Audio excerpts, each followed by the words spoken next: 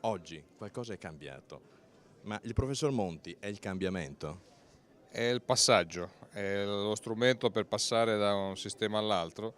Non c'erano le condizioni se non quelle traumatiche che non erano auspicabili, di un passaggio dalla seconda alla terza Repubblica. Monti ha la possibilità, e spero che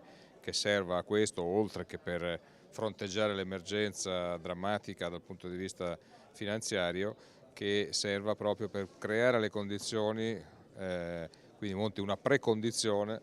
per arrivare a un cambiamento del sistema politico, che credo sia l'elemento indispensabile, il problema dei problemi dell'Italia, perché tutte le scelte sbagliate o soprattutto le non scelte di questi ultimi 20 anni che ci hanno portato nella condizione in cui siamo sono tutte figlie del fatto che ci siamo illusi che un sistema politico basato sul maggioritario e bipolare come quello che abbiamo costruito potesse dare dei risultati. L'idea che eravamo diventati inglesi o americani, due partiti, chi vince prende tutto, chi perde va all'opposizione e si prepara per la volta successiva, non è così. Noi non abbiamo quel DNA, abbiamo altre caratteristiche, abbiamo altri problemi. In questo momento in particolare abbiamo bisogno di una lunga fase di larghe intese, di governi di grande coalizione che uniscano le forze, che non le mettano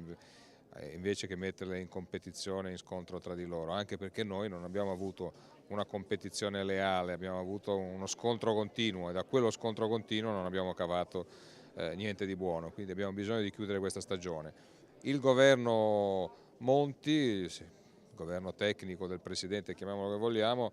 è certo qualcosa di diverso della grande coalizione fatta dai partiti, che quella è quella che ci vuole, però è comunque un primo passo, non solo perché chiude un'esperienza che andava chiusa,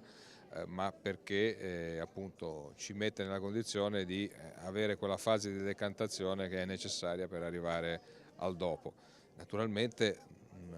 non è che questo sia garantito, bisogna che il comportamento sia del governo sia delle forze parlamentari che lo sostengono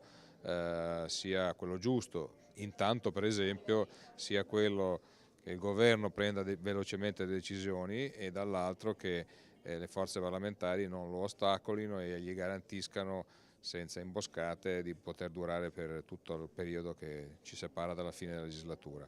Se così sarà, le prossime elezioni saranno le prime elezioni della nascente Terza Repubblica. Se così non sarà, saranno le ennesime elezioni inutili della Seconda Repubblica.